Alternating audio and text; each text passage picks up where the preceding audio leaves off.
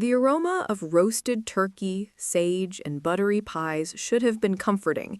It should have wrapped me in the warmth of family. But the smell only made the hallway feel colder as I walked toward the guest room. Something caught my attention, a slightly ajar study door. My father's voice floated out, calm but cutting, slicing through the air like glass. "Emily, you're done. Worthless in this family." I froze. For a moment, I thought I had misheard. Then Nathan's hesitant reply reached me. "I understand, Dad." Every beat of my heart thundered in my ears. Across the narrow gap, I glimpsed my mother standing by the window, motionless. Richard shuffled papers at his desk. Nathan sat slouched on the sofa.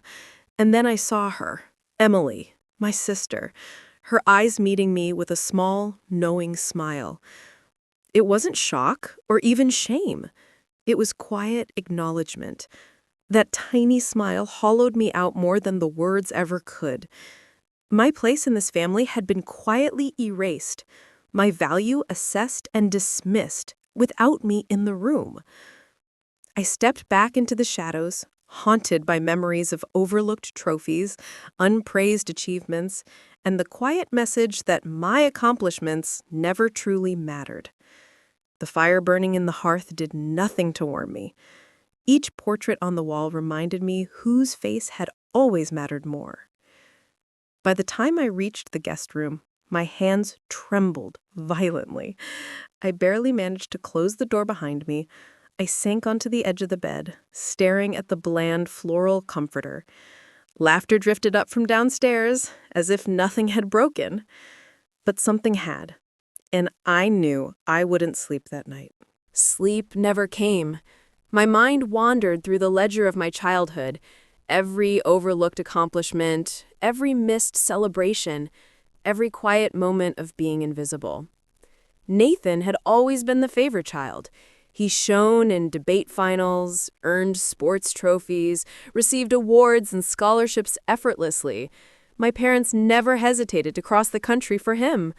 Meanwhile, I often traveled alone for competitions, attended by my teacher, carrying my own luggage and hope.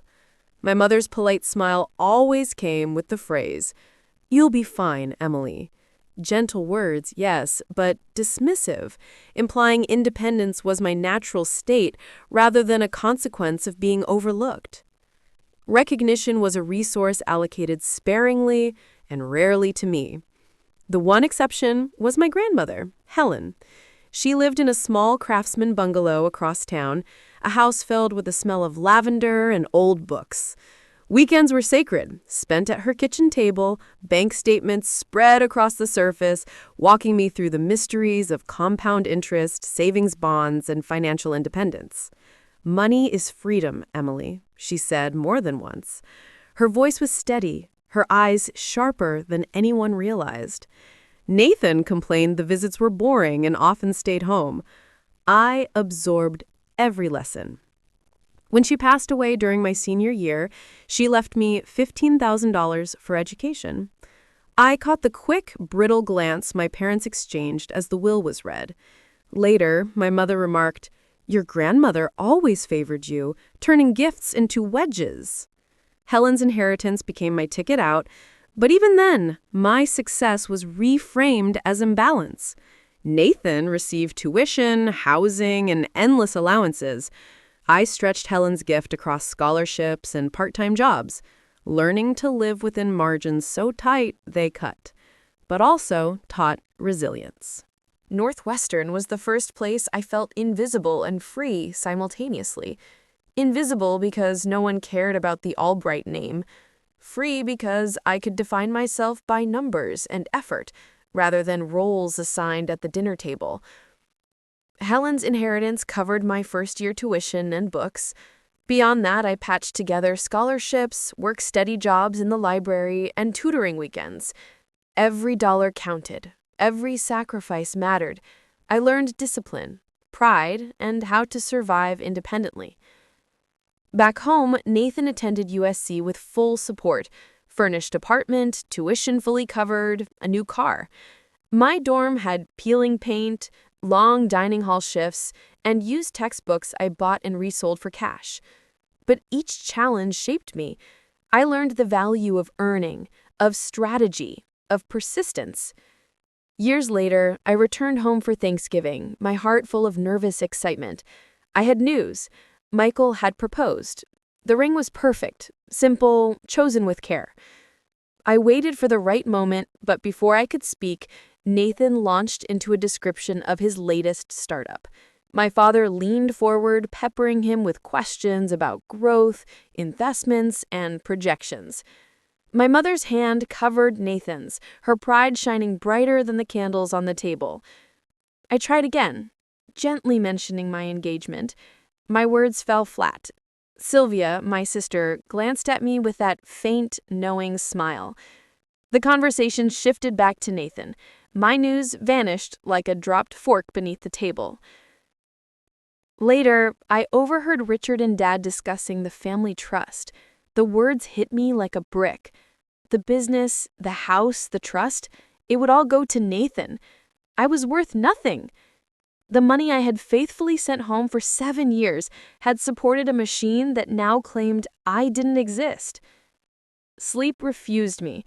I sat on the edge of the guest bed, laptop on knees, and opened the meticulous records I had brought from Chicago. Bank transfers, receipts, and account summaries. Every monthly $500, every dollar of Helen's inheritance diverted to Nathan's failed app launch, even loans signed in my name without consent. Every financial thread revealed a tapestry of betrayal. I cataloged everything, not in rage, but in meticulous calculation. This was proof, undeniable, that I had been erased, exploited, and undervalued. 7 pages of ledger, 7 years of hidden truths, painstakingly detailed. By the time dawn crept over the hills, I had brewed coffee and set mugs for each of them at the dining table. Alongside them, I laid the folders of evidence. "Sit down. We need to discuss something," I said calmly. I handed over the folders. Every transfer, every stolen inheritance dollar, every fraudulent loan. The room went silent. Nathan's smugness faltered. Mom's composure cracked. My father's authority quivered under the weight of undeniable proof. I stated my final position. No more transfers. No more guarantees. I would not underwrite a family that erased me. For the first time, the illusion of Nathan's privilege shattered.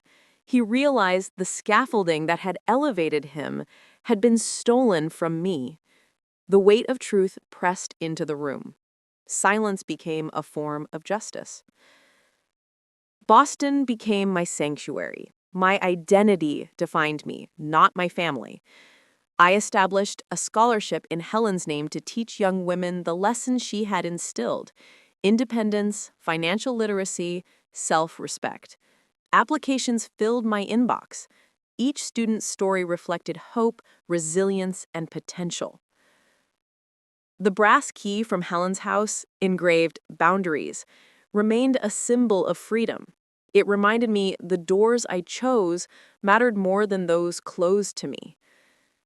When Michael and I married, it was intimate, authentic. Nathan attended, subdued. My parents stayed away. The day was not hollowed by absence. It was defined by presence, people who valued me for who I was. Family, I realized, is not defined by blood or shared tables. It is defined by those who invest in your worth without expecting repayment. Even in the quiet evenings, I sit by the Charles River, looking at the quay. Freedom, dignity, and love are finally mine. Doors open on my terms. Life is finally mine to live fully. The past still presses against me at times. The voices of my parents, the weight of years of invisibility, they linger. But I carry Helen's lessons, the key, and my hard-earned independence. Financial independence became more than numbers. It became a philosophy of self-respect. Emotional independence followed. Every student I mentor, every lesson I teach, is a reaffirmation. Your worth is never dictated by those who fail to see it. Through scholarship, mentorship, and example, Helen's teachings live on. The key on my wall isn't just metal, it's a compass pointing to freedom, boundaries, and self-determination. I built a life without scaffolding, without borrowed credit. Every triumph, every milestone belongs to me. And when I look at Michael beside me, at the students I guide, and at the city that now holds me, I know the truth. No one can erase your worth except you.